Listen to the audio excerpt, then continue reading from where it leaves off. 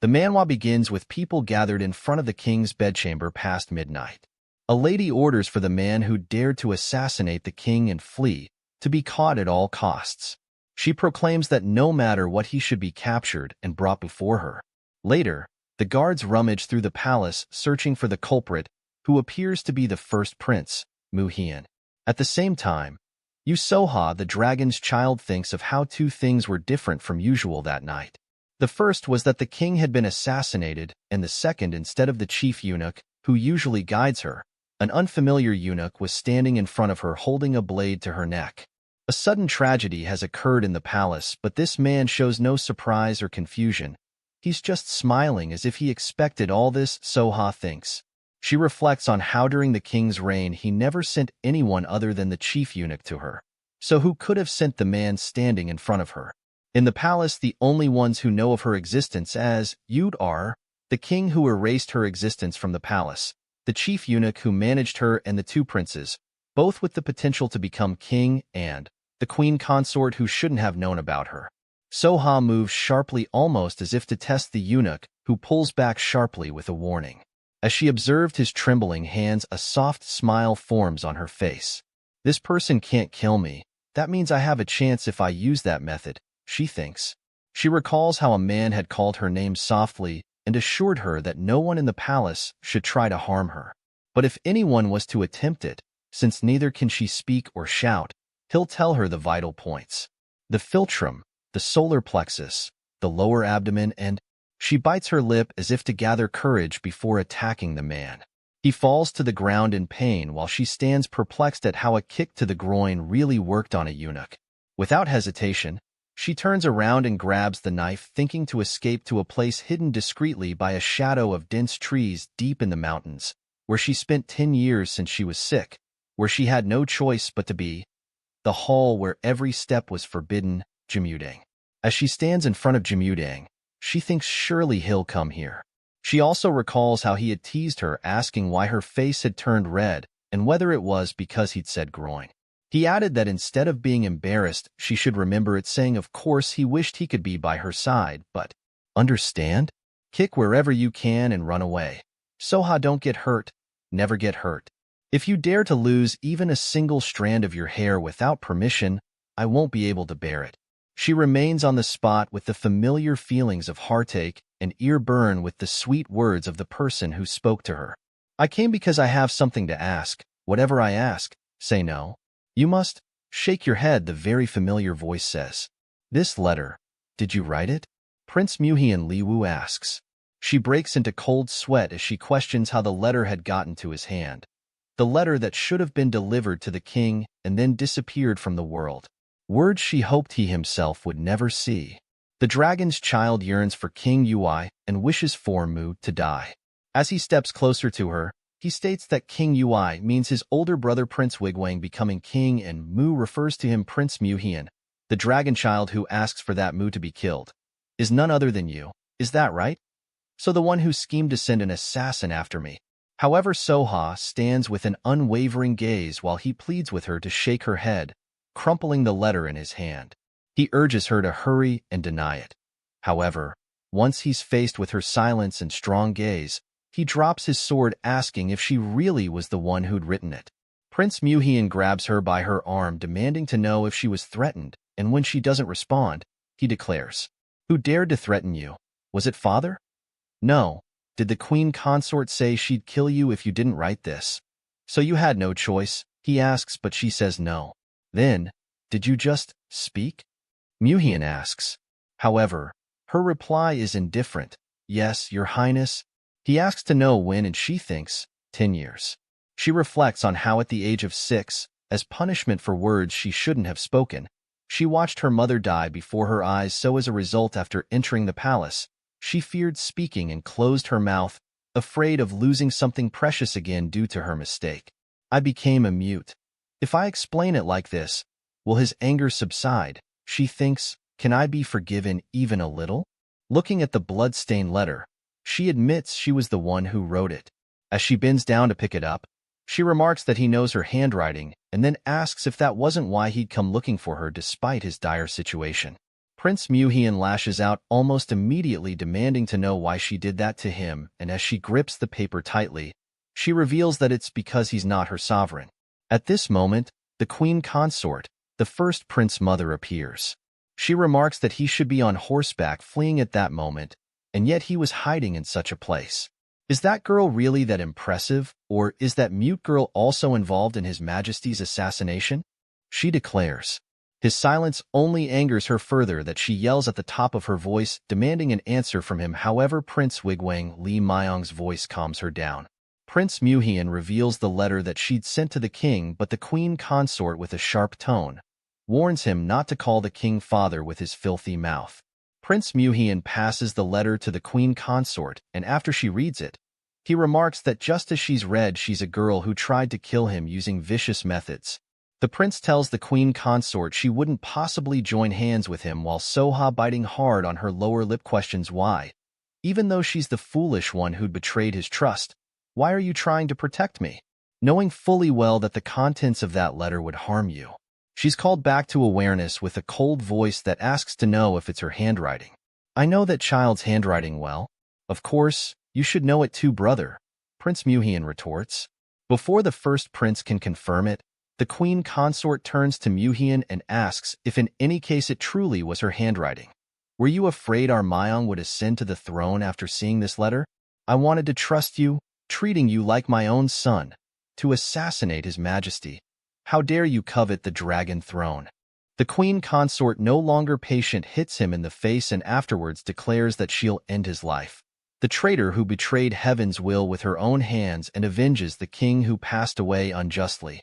She orders for a sword to be brought to her. However, the first prince tries to get her to calm down, assuring her that Muhian would never do such, but when she spots a sword, she grabs it without hesitation, declaring that she must kill the traitor with her own hands, questioning how the king would rest in peace if she doesn't avenge him. Amidst the chaos, Prince Muhian closes his eyes shut, only for them to snap open in shock. The queen consort is also bewildered when they see Soha standing before him with a knife buried in his belly. She takes one more look at him and thinks, I'm sorry, with my voice that you heard for the first time. I only said hurtful words to send you off like this. I'm sorry.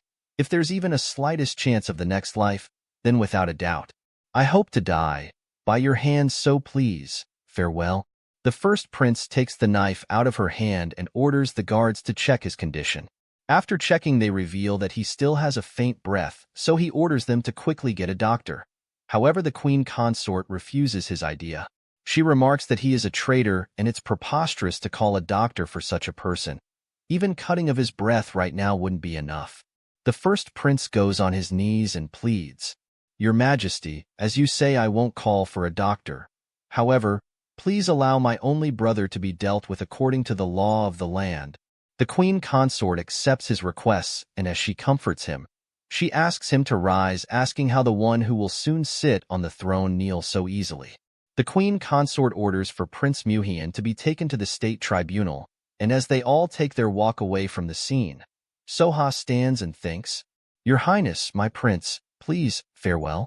Few hours ago, the queen consort urged eunuch Zhou to remember that they'll make it all appear to be Prince Muhian's doing. In a new scene, the queen consort stands with a person who appears to be the guardian of Jimudang. She commends her skills while she thinks, That's it, the reason why the dragon's child has remained hidden until now. If anyone other than a select few of the royal family were to set foot in Jimudang by mistake, they would die by the hands of the sword woman. She orders her to tell her insolent master that she'll be calling for her soon, so she should prepare herself. The swordswoman, however, just nods while the queen consort, despite being displeased by her act of disregard, overlooks it. They turn to leave, however, she stops when she notices a fire outbreak in the distance, where the state tribunal is located. Eunuch Zhou suggests they put out the fire, however the queen consort stops him. She asks if there's any reason to hurry, and he explains that if they don't, the prince will be dead, but she isn't concerned. That's right, he'll burn to death. This works out perfectly, she thinks, reflecting on how it had been 25 years since she entered the palace as a lowly concubine and then became the royal noble consort of the first rank for giving birth to the king's eldest son, and as if to answer her unsatisfied ambition, the queen consort Hyoscine died at a young age, allowing her to ascend to the coveted position of queen. Now she had only one wish left, which is that the owner of the dragon throne shouldn't be Queen Hyoscine's son but her son. In a new scene, Prince Wigwang appears anxious as they search through the ruins of the state tribunal for his only brother's body. They soon identify his corpse, and to offer more clarification, he reveals that there's a stab wound on the left side of the chest. The prince walks up to the corpse, his body trembling as he questions if the disfigured corpse in front of him really is his brother. He goes down and sobs, asking how he could really be lying there like that. "Brother, open your eyes. How can you leave so sudden? What am I supposed to do?" At Jimudang, Soha sits in a corner worrying about the state the prince is in. "I don't regret it. I don't even have the right to regret it. I'm sick of it. Of all people, it's me who's sick of it," she thinks until she hears a voice that says she should at least cry out loud. To her surprise, she finds the first prince standing in front of her, asking to know how long she's been there like that. "Soha," he calls softly, saying he should scold Woliang, asking what she was thinking letting those delicate hands of hers be stained with blood. He takes her hand and retorts that he knows how heartbroken she must be, saying he can only imagine how she feels having to stab the one she loves. "Forgive me for telling you this, even though I know how much it pains you. The state tribunal prison where we imprisoned Wu, it burned down." The prison official pointed at a charred corpse and said that it was Prince Muhian. There was a stab wound on his chest. Tears begin dripping from her eyes, but when she tries to let go, he grips tighter onto her hand, and he repeats that Prince Muhian, whom she loved so dearly, is dead, and yet, strangely, she doesn't appear to be surprised. "Well, I suppose it's not strange at all. There's no way Prince Muhian could be dead, so where is he, Prince Muhian, now?"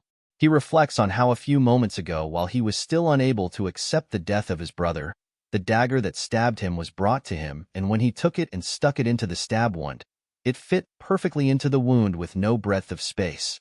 With the dagger as proof, he acknowledged his death and had turned away with the aim to report the matter. Before he left, he made one last request. "Please take care of the rest, even if my brother is a criminal, please. Please, take care of my brother's remains with utmost care." His action left the guards discussing how even though he murdered the king, his own father, the prince still grieves for him as a brother. "How pitiful for our late king." Soha, terrified that she's been caught, already recounts how so no one would see. She burrowed into his embrace and thrust the dagger through her hand, hoping the blade's tip would be even slightly further from his heart, but that, of all people, was discovered by the most dangerous man. The first prince tells her he thought it was strange that she of all people would stab Wu, and says she must have foreseen the future through him and tried to save Wu. "Isn't that right? I'm sure I prevented you from having visions, yet you managed to see quite well. So in the future you saw, how did Wu die? Was he killed by the royal guards while fleeing and resisting?" "No, that's not it. Knowing his rigid personality, he wouldn't have done that. Then, by my mother's, the queen consort's blade. Am I right?" He assures her that she can tell him, asking how he couldn't know how much she cares for Wu. In an instant, his grip around her hand is more fierce as he thanks her truly for saving his brother. He assures her that he wouldn't inform anyone that he's alive, and he could keep it a secret for life to ensure Wu's safety. "I promise you, however, only if you stay by my side, I will ascend to the throne. That's why I need the dragon's child."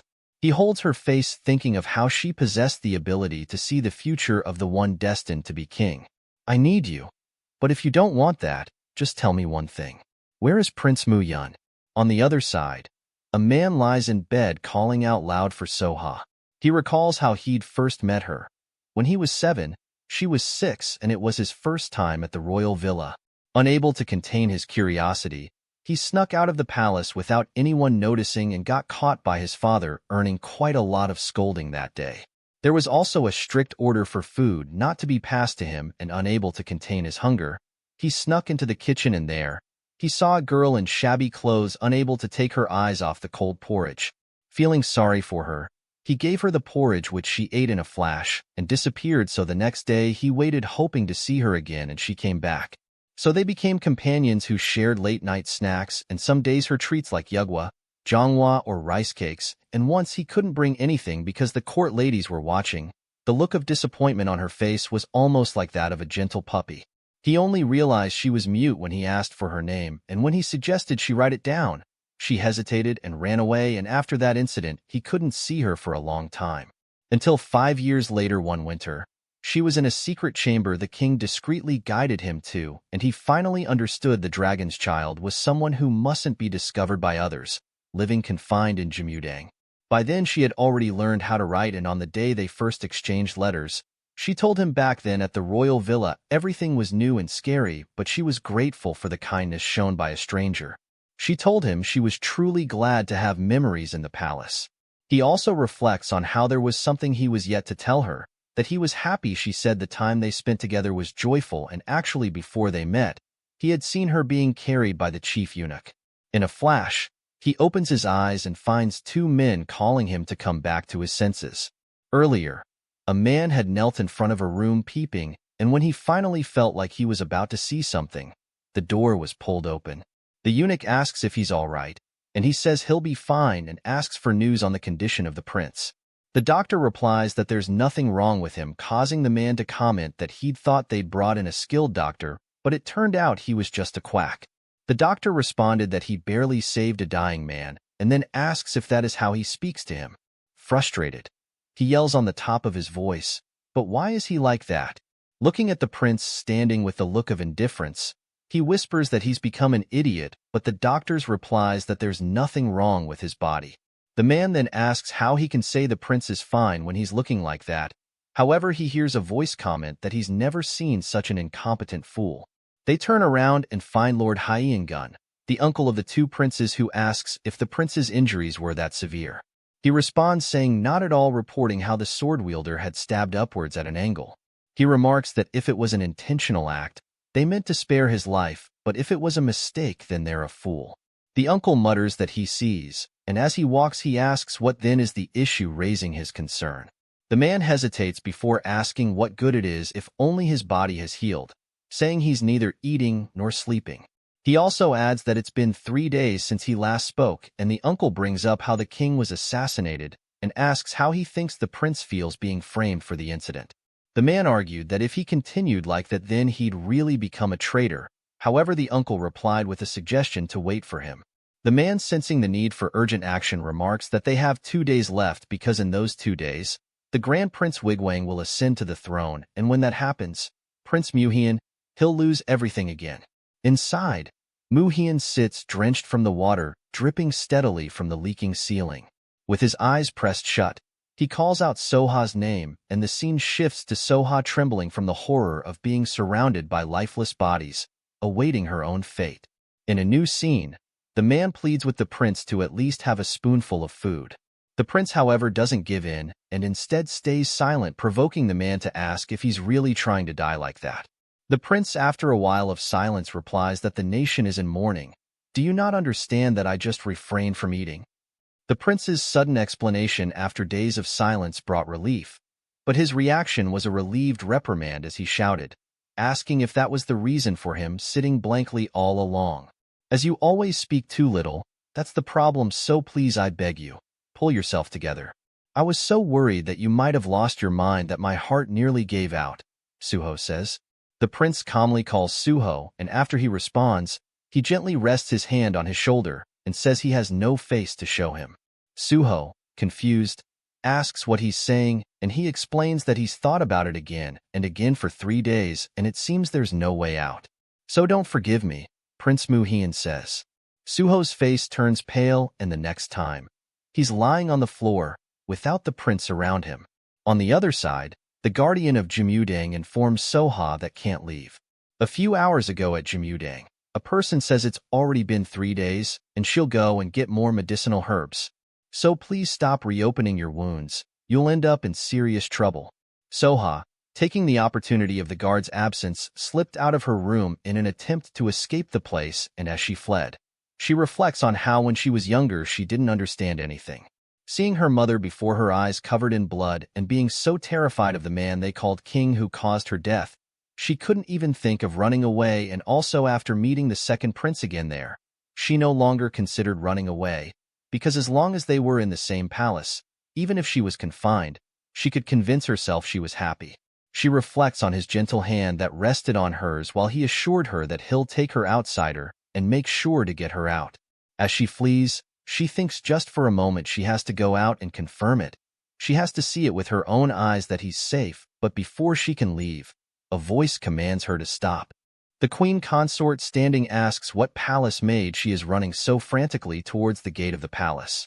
Soha remains quiet, and after she makes eye contact with the guardian of Demyugang, she notices her placing her hands gently on her sword, as if to unsheath it, and hears her silent mutters that said, "Run, run away."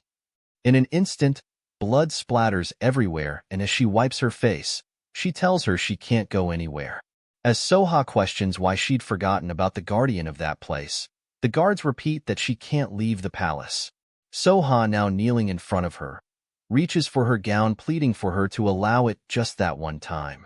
"Please, let me go. I'll return. I'll come back to Jamudang after confirming that he's safe. I'll stay here until I die. So, please."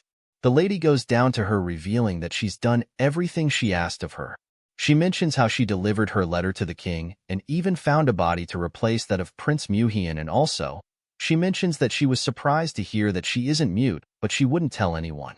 The guardian begs her to also keep to her promise too, just like she did, and she recalls how she'd asked that if she were to help her with it, no matter how impossible it seemed, she'll find a way to make it happen for her. She thinks she hasn't forgotten the promise she made to Huang, but if she doesn't see him now, the guardian urges her to return to Jamudang, saying soon people will gather, and then she will kill everyone who saw her. Her statement triggers a memory that will forever haunt her, the memory of her watching mother's death, and after she collapses, the guardian picks her up and says if she doesn't, she'll die, and she wouldn't let that happen no matter what, even if it means killing everyone else. In a new scene, Prince Muyun reflects on how he hated the rain because on rainy days, Soha couldn't leave her quarters. He doesn't like the rain, but he enjoys the smell of the slightly stronger wind before it rains. It felt as though it might take him somewhere, and he could tell where Soha wanted to go, so he assured her that he would take her there. He clenches his fist and thinks, "I will take you there no matter what." He walks towards his uncle, who urges him to turn back. He tells him it's not time yet, adding that if he were to go to the palace now, he would truly die. However, the prince insists on going. His uncle grabs his hand and asks if he truly wants to die as a traitor like that. The prince snatches his hand away and says it doesn't matter, but his uncle doesn't back down either. He yells out loud, asking him to snap out of it, saying his life alone is not the only one at stake there. He explains that those who follow him, and even Suho, his closest friend, would be endangered, and even more than anything, the life of Princess Chonghongha, who is still in the palace, will also be taken. "Have you forgotten that?" his uncle asks, and he replies that he did, and he will forget. His uncle dismisses it as foolish talk, asking how he would face the late Queen Hyosean acting like that, and he pauses. He turns to his uncle and discloses that he will beg. "When I see Mother, I will beg for her forgiveness until my hands wear out, so please step aside for now." Suho appears and says he can't let him do that. Despite the prince's blank stares, his demeanor remains unwavering as he places a blade to his neck and says if he truly intends to go to the palace like that, then he will die there that day. The prince's face now is pale as he calls out to his friend, who remains with his blade pressed on his neck. "So if you insist on going, watch me die first and then go." Staring at his reflection in Suho's blade, he reflects on how he knew that because of him, countless, for such a trivial life. The prince says, and after, silence follows before he reveals, he won't go. "I will neither come back to life, nor will I go anywhere.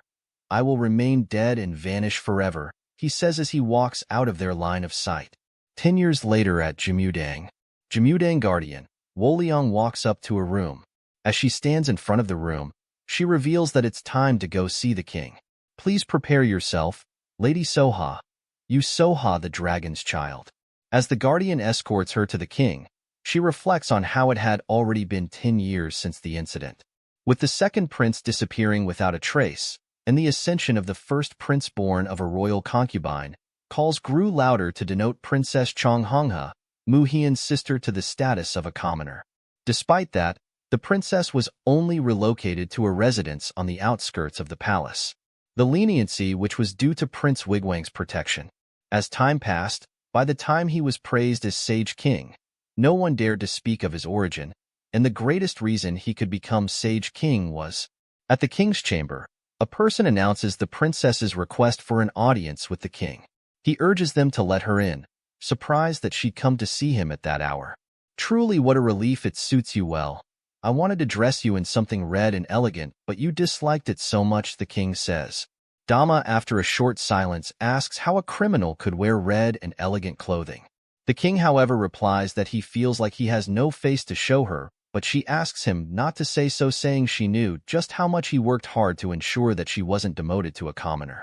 She tells him even though she's but a criminal, she has but one humble request. However, he remarks that she isn't a criminal. He tells her he will surely save her, and asks that she never think of herself as a criminal again. She hesitates for a while before mentioning that the royal physician had mentioned something. The king doesn't let her finish and interrupts, asking if she's unwell, and she assures him it's nothing but a minor skin condition, but she would like to go to the Yaksu Hengung, a temporary royal residence near a medical spring. He lets out a sigh before disclosing that he'll ensure she's able to go, and she thanks him. She hesitates before leaving, provoking him to ask if she still has something else to say, and she asks, "Your Majesty, are you still bothered by it? That I don't call you brother? If it upsets you, I apologize, but I've never once denied that you are my brother. It's just, I hated those who made me not want to call you brother. So please, don't try so hard to be my brother anymore, brother."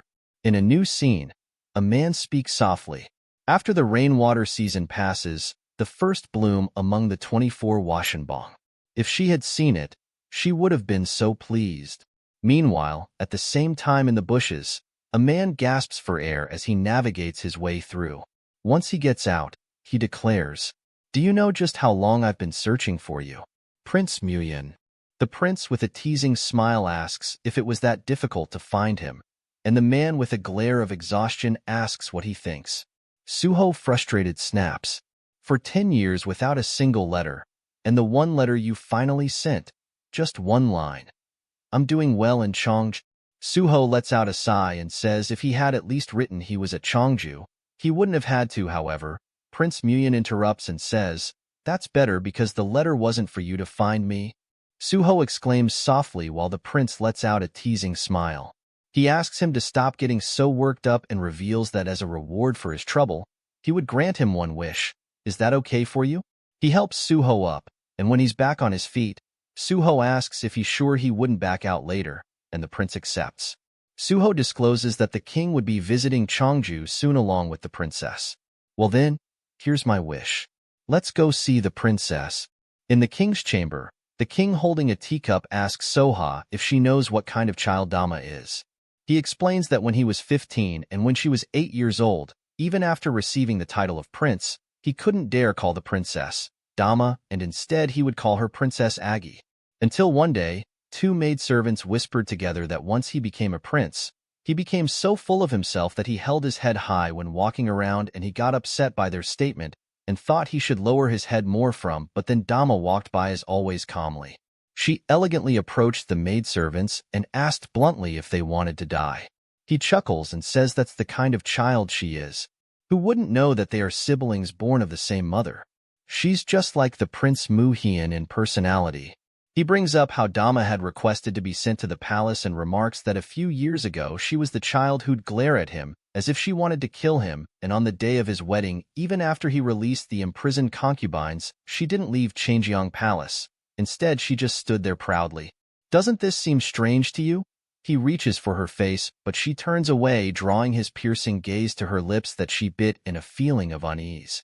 He pulls his hand back and says when he was told that it's easier to make foresight by holding hands, he was tricked by the excuse that it works better the closer it is to the heart, but he didn't give in. "You're so stubborn," he remarks. In her vision, she sees the king arrive in the palace and also another panel that shows the king in panic when he's informed that the princess has fallen into the water. The king asks if she has seen something, but instead of answering, she reflects on the princess's attempts to take her own life and silently questions how many times it has happened already.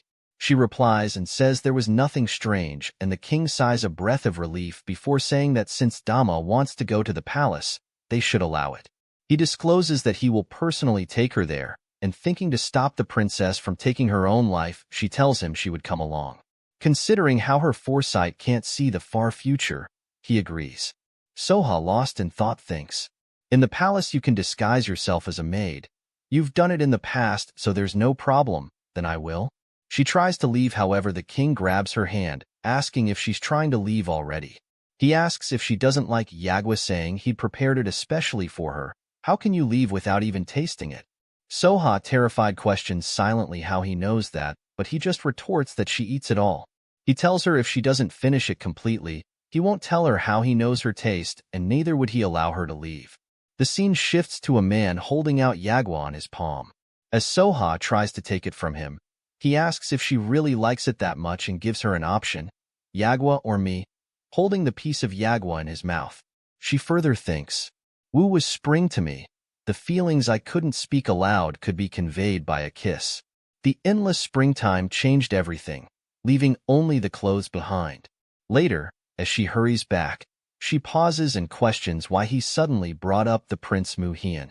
She recalls how after she agreed to eat the yagwa, he reveals that he'd heard Prince Muhian liked yagwa a lot, which was strange, because at first he didn't actually like yagwa, so he guessed that it wasn't for her but someone else. He told her he will do whatever she likes and make her happy from then on, so she should just remain by his side and that would be enough. Wu is likely living well, so don't worry too much. If you like yakwa, I will give you as much as you want. Did you already eat all of it? As she rushed out, he called out to her, but she didn't take not even one look back. You're so stubborn. Outside, she thinks of how he was making her think of the prince, whether he was still alive. Has the wound she inflicted healed, and is he living well just like he said? She rests against the tree, trembling as she thinks, now she'll never know. Chongju. Suho informs the prince that the king will be visiting the Yaksu palace with Princess Jaga. Didn't you make a promise to me? You said you'd grant me one wish, so let's go meet Princess Jaga together, that is my wish. Suho tells him that even if he refuses, he must see her. He needs to check with his own eyes to see how well she is doing. The prince, on the other hand, remains in shock by Dama's request to visit Yaksu Palace. He thinks he wants to ask if she's unwell, but he was just a useless brother who didn't even have the right to ask such things. He clenches his fist before saying if it's just a brief moment during the procession he would. However, quickly Suho clarifies that it wouldn't be during the procession, but they would enter the palace itself. The prince asks if he was telling him to step into the palace, but Suho assures him that he's already figured everything out, so he just needed to follow his lead. At Chongju Palace market streets, Soha sits on a horse with a worried expression as she worries over Dama and attains from her past behavior that she'll most likely act when she's alone. The exact timing of that, however, if she had to have that foresight ability, it would have been better to see the future of all kinds of people, not only the one destined to be king. Her thoughts are interrupted by a person who announces that they've arrived at the Yaksu Palace. Wolyung extends her hand to her, a gesture signifying her will to help her down the horse. However, Soha doesn't take it. Once she's down, Wolyung goes to her and whispers that she must be cautious. If even one person recognized the lady's face, they would all be killed. Wolyung notices the people murmuring in the distance and goes to check it out. As Soha searches around for her, she appears again and shares that she's already gathered information. She informs her that the princess plans to immediately use the Yaksu hot springs and has ordered all unnecessary palace attendants to leave. Soha's face immediately goes pale as she senses that the princess is planning to act already. Wolyung tells her it might work in their favor, and they should use that opportunity to disappear as well, but she feels a pair of warm hands hold hers. Water. I want to drink water, Soha says. Soha thinks to herself, I spoke for the first time in 10 years, not to myself. My voice feels unfamiliar and strange. Surprised, she asks if she'd just spoken to her, and asks again if she said she wanted water. She agrees to go get her some, but first thinking she must be exhausted, she tries to escort her to her chambers, but she argues that it wouldn't be necessary. Wolyung, however, tells her she heard the water there is especially good for the body and they'll help her regain her energy, while she looks back worried, thinking to find the princess. In a new scene, Princess Jaga gasps for air as she stands on the edge of a cliff. Tears slowly drops from her eyes as she speaks. I'm sorry, brother. In a new scene, Suho and the prince arrive. Suho apologizes to the prince, saying it's not possible, and the prince replies that he sees, and if it's that difficult, he wouldn't force him. However, if you get caught laughing like that, it's not my responsibility. Suho finally asks why he's sitting so indignantly, but the prince, clueless, asks what's wrong with the way he's seated. At least cross your legs, Suho retorts, while the prince, fed up, asks how long he's going to keep on messing around. Suho's replies that it's because he's being careful not to get caught, but the prince replies that he doesn't need to be that cautious. Suho asks why, and Prince Muhyun explains that only he and Dami know about that place in the royal family, and others didn't even know there was a door there. He goes further and reveals that it's a door Her Majesty secretly showed to him when he was younger. The door is like a secret passage only known to the royal family. When he was young, he used to roam freely outside the royal villa using that door, and that's where he met Soha. Then how did Chief Eunuch Park know to leave the door open? Suho asks. The prince asks if he'd perhaps found out from Dukian and asks that he stop bothering the kid. However, Suho replies that he can't help it. Clenching his fist, he discloses that the Chief Eunuch Park is the only one who helps him even after knowing how he felt about Princess Jaga. Suho mentions how the Chief Eunuch had stated that he would wait in front of the door, and just as he calls out for him, the prince pulls him down as they hears the people questioning what's going on at that hour, urging everyone to hurry. If His Majesty finds out Princess Jaga is missing, we're all dead. Their situation is soon exposed to a man who stands above them with a lantern. Suho turns around, noticing it's the Chief Eunuch, who asks what's going on and what they were doing there since he was yet to even open the door. Confused, Suho mentions that the door was wide open, and only then does the princess realize it was Dama. The eunuch standing alone wonders who the tall one could have been to casually call the Princess Jaga by her name, and as he recalls the look in the man's eyes, cold shivers are sent down his spine as he thinks, Prince Muhyun? In front of the river, Dama stands apologizing to her brother, begging him to forgive his foolish sister, but just as she's about to jump, she feels a person's arm hug her tightly and finally pull her to the ground. Once she sits up, she finds Soha beside her and snaps at her, asking if she wasn't tired of getting in her way all the time. "Why do you keep bothering me, please? Stop interfering," the princess exclaims. She quietly reflects. How many times have I tried over the past? All the court ladies and attendants in the palace are nothing but people monitoring her. Evading their eyes, she attempted to find poison, to hang herself and to fall from high places, but every time she tried, Soha appeared in front of her, forcing her to live in agony. "Aren't you tired of this yet? What about you, Jaga? Aren't you tired of this?" she asks as she extends her hand to her. "Get up, the floor is cold." Haha, however, gets up and slaps her hand away, calling her insolent. "How dare you talk back to me like this?" Soha responds that even if it's insolent, she must say what needed to be said, asking why she valued her life so little. Soha mentions Prince Muhyun, but before she can say any more, Jaga looks upon her with an icy cold gaze, asking who she thinks she's speaking of now. Soha doesn't back down and instead asks if her brother, the prince, were to know about that, how heartbroken would he be? Jaga clutches her fist tightly before asking, "The one who devoured the life of even her mother. What value does the life of such a wench have?" The one who devoured her mother, the persistent accusation. The princess only learnt later on that it was because her mother, the queen, had died giving birth to her, and so she also came to know what happened to her brother. Her brother's death was also her fault. She made him lose the mother would have protected him and allowed a mere royal concubine like Jongbin to rise to the position of queen consort. She clutches her shirt tightly as she sobs. He's gone, remembering his comforting smile as he promised to survive and prove it to everyone. That brother of mine is no longer by my side. She declares that her brother will never return, so she will pay for the sins of being born.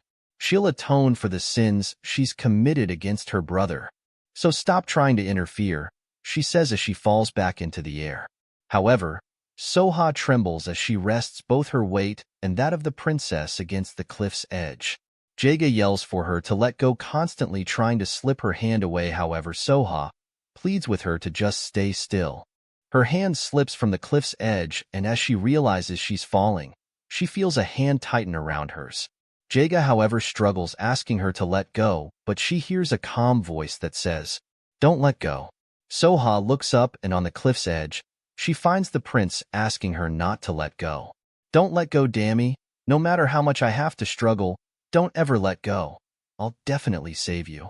The cliff begins to crack, and as she realizes that all three of them will fall off at that rate, she makes a choice. With a warm smile, she lets go, tears falling as she meets the prince's desperate gaze.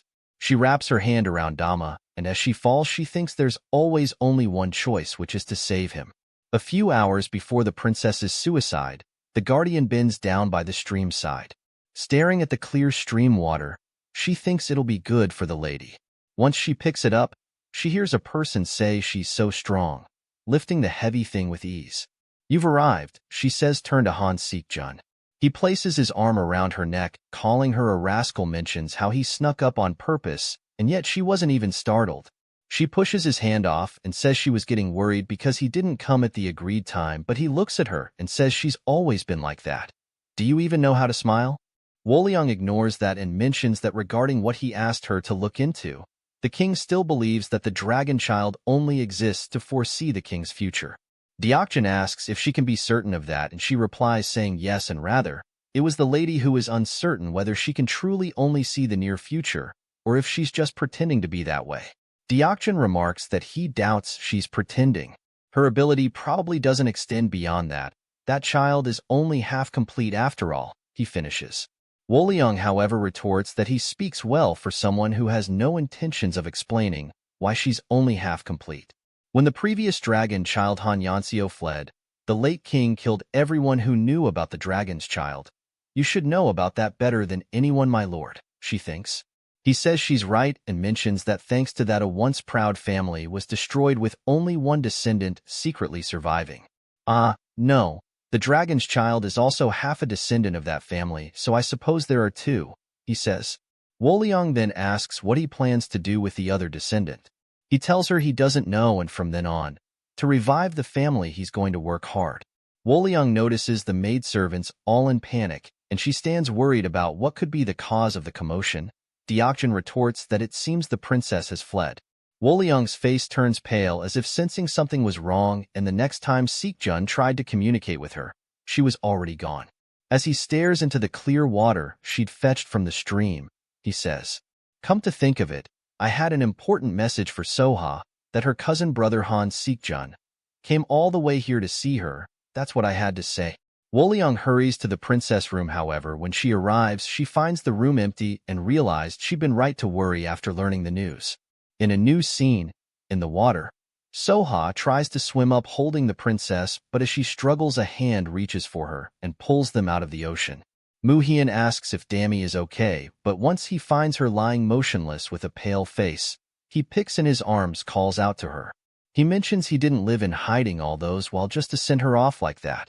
Finally, Dama coughs out water still in her brother's arms. Soha, watching, sighs a breath of relief, seeing as she's breathing again, but out of the bushes, Suho appears asking the prince how he could just leave him there like that, adding that he's been searching everywhere for him. He goes to the prince and asks why he's wet, and he replies that he jumped in himself. He calls out to the princess, begging her to open her eyes, and after a while he notices her gaining consciousness. The prince gets up and turns to leave. However, Suho asks him if he isn't going to see her before he leaves. Prince Muhyun replies that she's alive, and it was all that mattered, but Suho asks if it wasn't difficult meeting the princess in that state. Suho tries to convince him to stay, saying even if he could just let her know he's alive, it would be better if he were to tell her in person. They hear the search party deployed for the princess. Suho realizes it's the group searching for the princess and immediately urges the prince to hide. The prince asks what he means asking about him, but Suho calmly responds that they already heard their voices, and so if they all disappear, they'll hunt them down.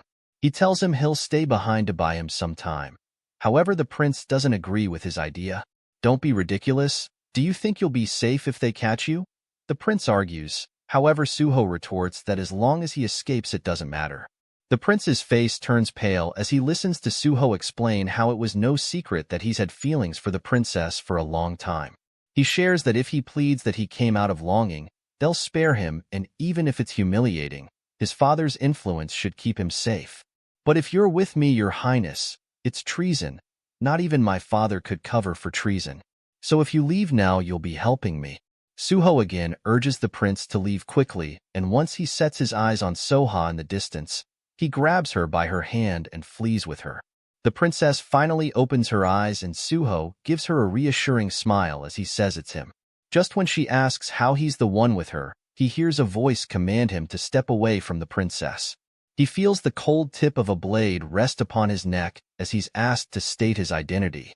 Meanwhile, as the guards look around for an accomplice, Soha and the prince hide behind a tree. Buried in the prince's warm embrace, they don't find anything and end up turning away. Soha stares at the prince and thinks, he's alive. He's safe and alive. She reaches for his face as she calls him and softly caresses his face, and in response, he takes her hand and pulls her in for a kiss. One hand wrapped around her waist, and their lips mingled with a sense of longing that seemed to communicate the weight of their time apart. When they stop to catch their breath, he says, "It's really you." He reaches for her face and says he's missed her. He tries to grab her arm, however, she groans in pain. He asks when she'd gotten injured, however, she just assured him that it's nothing and she's fine now. The prince asks what she means and where she's hurt, but she just reassures him, saying she's all right. Softly caressing his face, she remarks that she didn't even realize she was hurt, adding that the wound was nothing, and if she were to apply some saliva on it, it'll heal in no time. So please don't frown like that. The prince tells her he's sorry, and when she asks why he's apologizing, he retorts that it's because she tried to save Dama, right? He then explains that he'd thought that keeping Dama safe by making her believe he was dead was the right thing to do, but what he didn't realize was how much she would blame herself for it. He tells Soha he's sorry, but he's also grateful to her. However, she pleads with him not to say that saying it wasn't his fault but hers. She discloses that instead she was the one who tried to hide the truth. She wrote the letter to the deceased king, and it was also her hand that stabbed him, so the wound was nothing. The prince takes her hand and gently presses it against his lips. Her cheeks turn red, and when she asks what he's doing, he says, just like she said, he thought he should apply some saliva. The prince pulls her in for a hug and says with that mark is proof that she saved him life. How could he ever hate her? She places her head on the prince's chest before informing that she has to take her leave. She urges him to let her go, saying just in case, because if the king were to find out she was missing, it'll be a disaster. If you leave like this, does that mean you intend to never see me again? Are you saying you wouldn't see me anymore? He asks. Resting his head on her chest, he reveals, tomorrow at this time, I'll wait for you at the place where we first saw the stars together. Looking at him with a gaze of a mix between worry and terror, she asks what he means and if he meant he was planning to come to the royal palace. The prince then replies saying, if she would refuse to come see him, then he would have to go to her, wouldn't he? Panic sets in, and she replies that he can't, and he replies that he'll wait until she comes. I only need to know that you're alive and safe. That's enough for me. So please, never come here again. I won't go out there ever again, she says before leaving. In a new scene, the king, frustrated, yells at the guards. He demands to know what they were doing before a complete stranger had to save the princess from drowning, and also how stable her condition is. A eunuch reveals that she dismissed all the royal physicians, and another comes with urgent news. He reports that a torn servant's uniform was found in the forest. The king asks whether there was a possibility it could belong to the prisoner in the cell. However, the guard replies that the prisoner was already wearing a Narin's clothing, so the torn uniform seemed to belong to some else, and it seemed the princess called the prisoner by the name Cha Hakjong. The king then silently thinks, if that man is really Cha Hakjong, then he's here, in this palace.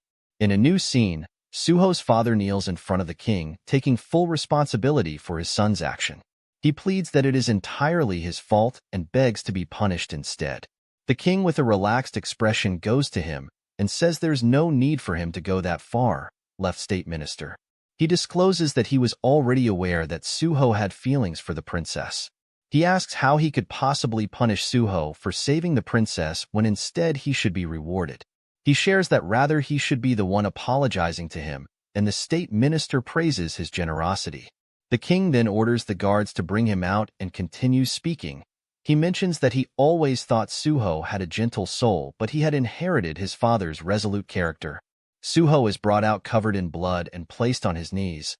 and the king remarks that he was so determined not to reveal his identity that the royal guards may have treated him more roughly than intended. The king then expressed his deep regrets for not being able to protect his only son. Suho's father, despite the humiliation, thanks the king for sparing his life and showing such mercy, and he replies that he will instruct the royal physician to prepare the finest medicinal herbs to aid his recovery. Turning to Suho, he reveals that he'd summoned him there because there was something he wanted to ask him. He remarks that he's been through a lot, and if he had known it was him earlier, he would never have allowed him to go through so much pain like that. Suho scoffs and retorts that his grace is overwhelming and thanks him. The king goes straight to business and discloses that he'd heard he refused to reveal who wore the second attire, and also the captain of the royal guards had suspicions that he might not have been alone. Suho, in an attempt to remove any suspicions, admits that there was no one else with him, and the attire belonged to him. However, the king replied that he was wearing one at the moment. Suho still insists that the attire belongs to him, so the king goes to him and whispers, "By chance, is this attire connected to Prince Muhia?" Suho turns pale and his body stiff while the king, after watching his reaction, replies that he sees. At Soha's quarters, a person holds her hand, retorting that her attendant's uniform was completely ruined and looked as if it had been soaked in water. He brings up the princess's accident and says, "Soha, you were the one who saved Dama, weren't you?" Soha hesitates, and he replies with a smile that he knew it. He states that he'd suspected that much when she insisted on accompanying her. He had a feeling she foresaw something. "Thank you, Soha.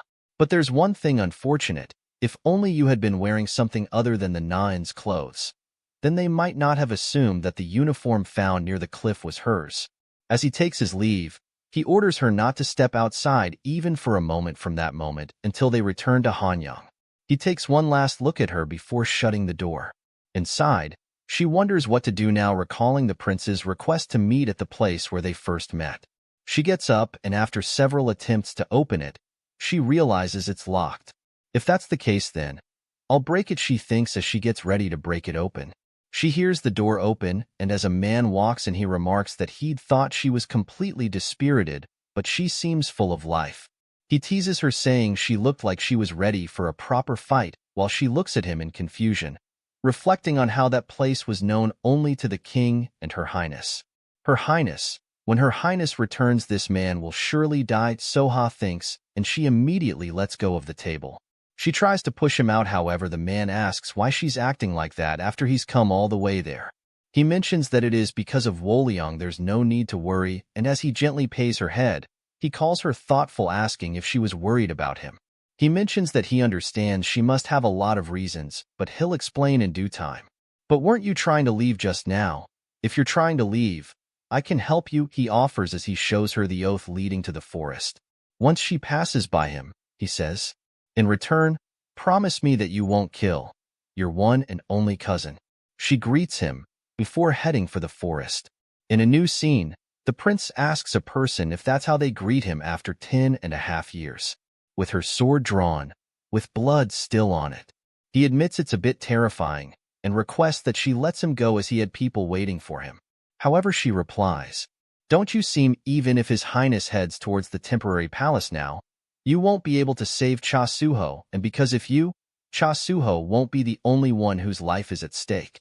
He asks what she meant, and Wolyang reveals that the fact he is alive, the king knew about it. Prince Muyun asks since when, and she says since that day. She reveals that 10 years ago, in exchange for his life, Soha swore never to leave the palace for the rest of her life. As she swings her sword at him, she exclaims that he was alive and breathing because of her. It was all thanks to Her Highness' sacrifice. "Go back to where you were staying," she says before turning her back to leave. On his knees, he asks if she was saying the king intends to kill her, but she replies with a sharp tone, asking if he thought the king was the only one who could kill her. She asks if he really believes that only the royal family was aware about the child of the dragon in the country. The Count Eunuch is thrown to the ground, and as the prince calls out to him, she asks if he can't see that the man lying there, Cha Suho, imprisoned in the dungeon, the princess he abandoned and left behind, and even the Lady Soha, all of them have become sacrifices for him. "So just as you've done until now, live as though you're dead," Be grateful for the life you have thanks to Her Highness' sacrifice and simply continue to exist quietly. You better remember my words, she says as she leaves.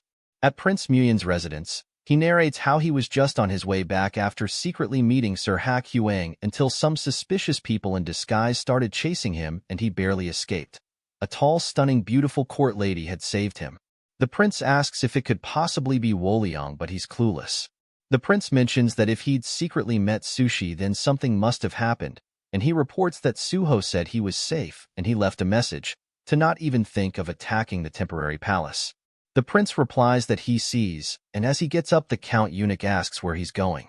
He replies that it's to go get his medicine and suggests he stays out and lies down, remarking that he couldn't imagine how happy he was to be seeing him again. Dukian. Later, a man sits outside while another person asks if he was really letting him go. The man demands to know what he's thinking. However, the prince retorts with a smile. Let him go? That's not quite right. I merely made a suggestion. I told Prince Muhian to live as though he were dead just like before. She apologizes, but he replies that she shouldn't and suggests they go see the king, instantly saying she'll understand when they get there. I wonder what choice that guy made, he says, looking up at the sky. At the same time, the prince stands looking into the sky. He reflects on how he'd always hated being in the palace ever since he was young, and if he was being honest, he always despised the stifling air in the palace. A place teeming with murderous intent, overflowing with the schemes and greed of those vying for power. He reflects on how protecting Dama in such a place was unimaginably difficult, and bearing the weight of everyone's expectations was suffocatingly heavy, but regardless, the only reason he was able to endure was because Soha was by his side. He was drawn to her as if he was hypnotized, intoxicated by losing all the reason to live, and there was a time he'd thought it might just be a momentary impulse, but it's too much to ask for, and he loves her deeply, and he survived because of that. He survived waiting for the day they would meet again without knowing when that would be, but now he feared surviving. He thinks it's because of her sacrifice that he's still alive. To save me. I'm afraid of what more you might sacrifice, he thinks. Later, Soha appears and hugs him from behind. She asks what he's doing there, and he throws the same question at her. Didn't you say you wouldn't come out? She then tells him she'd thought if she didn't come out, he would wait regardless of the danger, but since he didn't appear in the kitchen, she thought perhaps until now she was the only one who'd seen the great army there. You saw me too. We in that way saw each other for the first time here. She apologizes for making him wait alone, but he says no, it's him, and he was afraid he would become cowardly if he met her that day. So he was already doing cowardly things in advance. She asks what he meant by that statement, and he wonders how he should explain. It's a bit like a dangerous gamble. If by chance here in this place where I first saw you I were to meet you while waiting, a gamble to see the words I've never said for the first and last time. Her eyes filled with curiosity. She asks what it is, but just clasps her hand together and asks, Come with me. Let's go as far as we can. I don't need anything as long as you're by my side. She pulls her away, however, the prince wraps his arm around her waist and asks why she's refusing. To save me? It's because of the vow you made that if you want to save me, you would have to stay by His Highness's side? Clutching tightly onto her shirt, he reveals the second gamble. If you had said you would come with me, there would have been no need to do it. He mentions how he'd promised to get her out of the palace, and then remarks that yet the one who was keeping her from leaving it turned out to be no one other than him, so he has no excuse.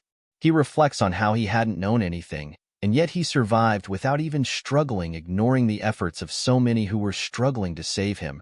Turning his back on them in the past, he was ashamed, deeply ashamed. As he tucks her hair behind her ear, he thinks now it's his turn to struggle and fight to save everyone, so he must survive. He walks in front of her and goes on his knees with his head low, a gesture that leaves Soha in shock as he greets the king who stands before him with his head held high. Prince Muhian, tell me, is that really you? You were alive. Really, my brother is alive.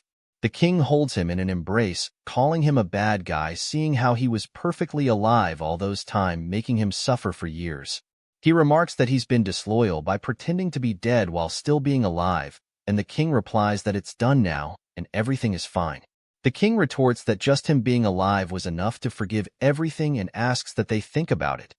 If people find out that you're alive, there will be many who will faint. right? Dama is here too. Grilling his shoulder, he says how happy she will be to meet him, but the prince just replies that his disloyal subject who has reappeared after 10 years has one request to make if he may. The fact that I'm alive, please keep it a secret for a while, the prince asks.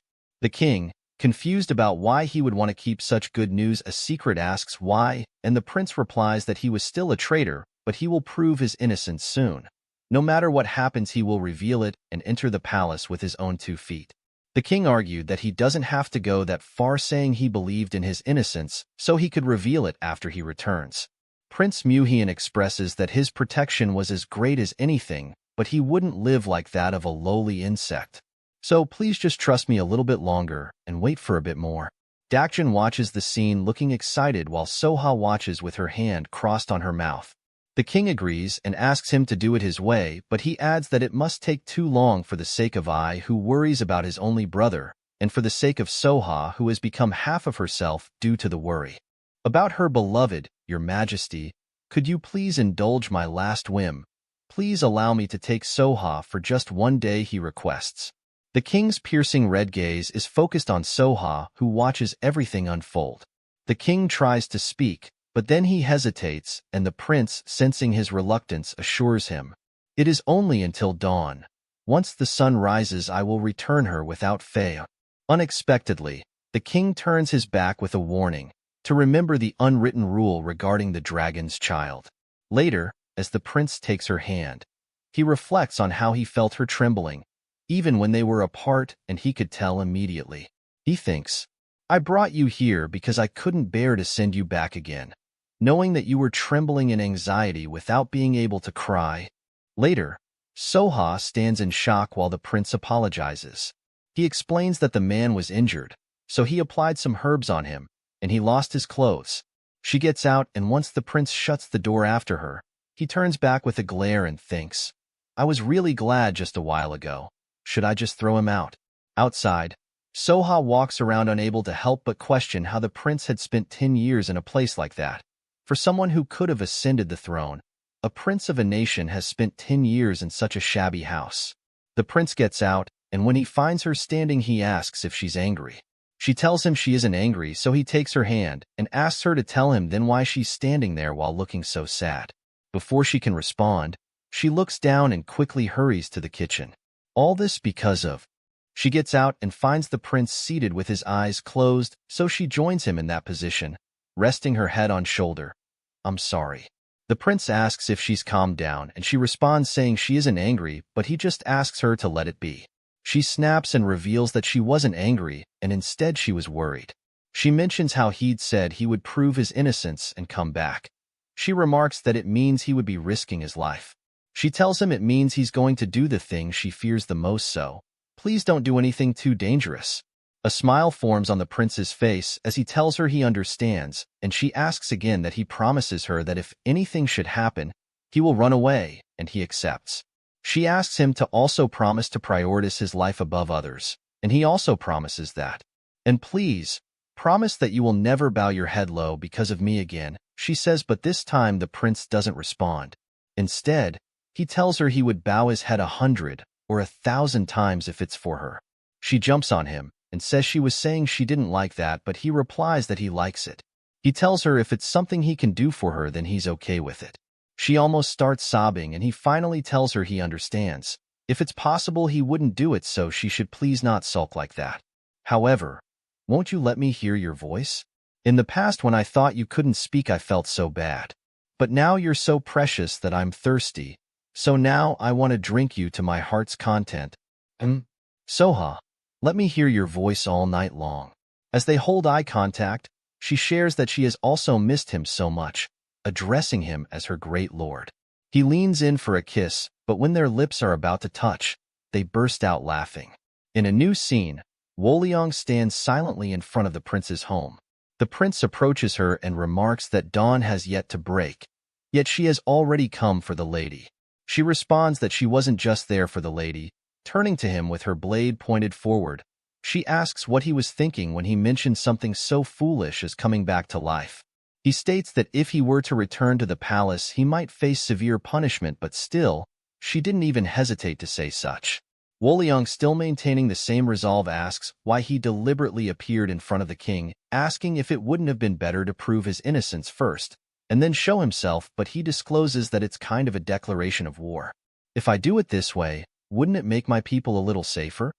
She sighs a breath of relief, even though his response didn't seem anything like she'd expected, and then asks if that's the only reason. She retracts her sword and says if he wants to die, he should do so alone. Don't drag Miss Soha into this. The prince, however, remarks that it's amusing considering how, after all, the one who'd helped drag Soha into everything was none other than her. She asks what he's talking about, but he just responds that he's telling the truth. He reveals that the reason he lived as though he was dead was because of Soha.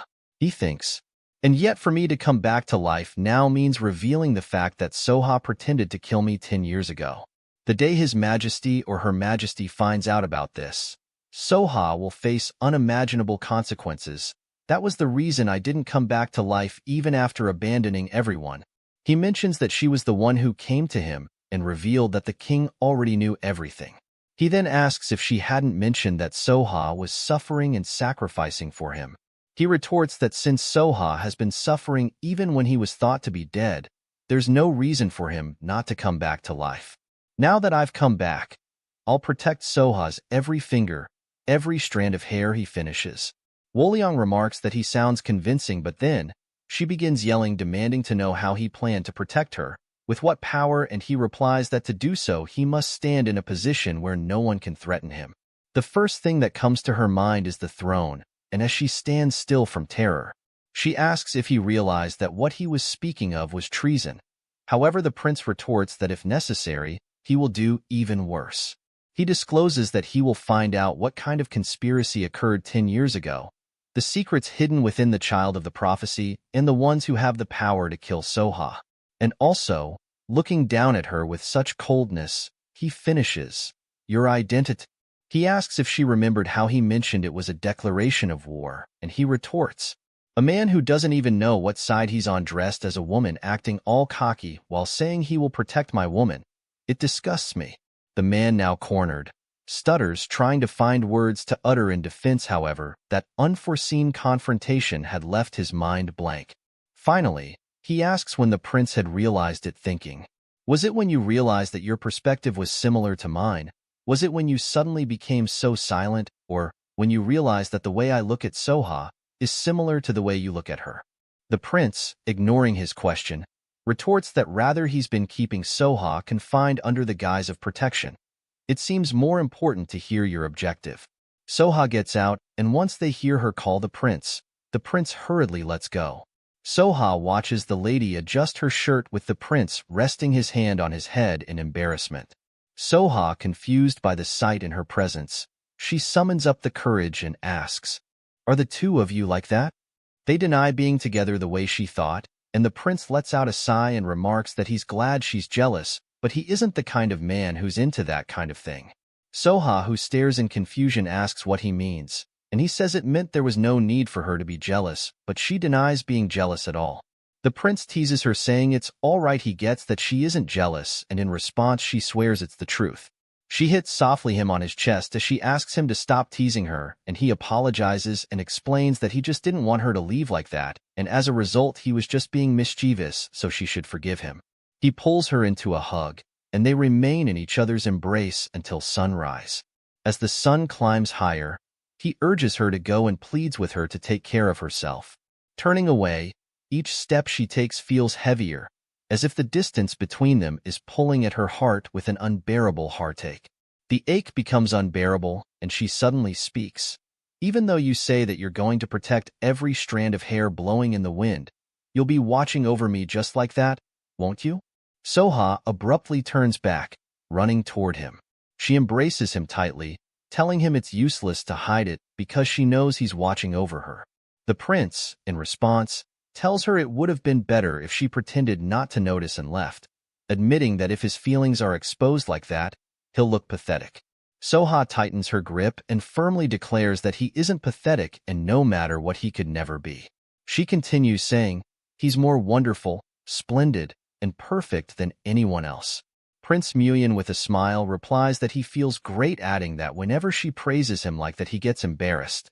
Soha reminds him of her request, asking if he remembers that he promised not to do anything reckless and to prioritize his health. He nods, but she pleads with him to truly keep that promise no matter what. The prince doesn't respond and instead kisses her neck while she asks if he understands her. She pleads with him to give her an answer, and he reveals that he will definitely go to the palace to meet her, asking her to just wait a little longer. She tells him that simply seeing him again is enough to sustain her for a lifetime, so he doesn't have to push himself for her sake. Please just be safe. However, the prince insists that his true life is in the palace. Even if it means his death, he will return. Soha, staring deeply at him with affection, declares that it's her duty, and dying for him is her responsibility, so he shouldn't take that from her. Standing on her tiptoes, she wraps her arms around his neck and kisses him. I won't listen to your dissuasions, nor will you listen to mine. Don't come to the palace. I will go. Wherever it is, no matter how long it takes, I will come to you. Until then, stay safe and wait for me, she says. As they prepare to part ways, Soha admits that no matter how hard he tries to pretend, that farewell was simply too hard. She adds that the next time they meet, she might just have to steal him away, and with a soft, reassuring smile, the prince replies that he looks forward to it. End of part 1. Don't forget to like and subscribe. Thank you for watching. And don't forget to leave a comment if you'll be interested in a second part too.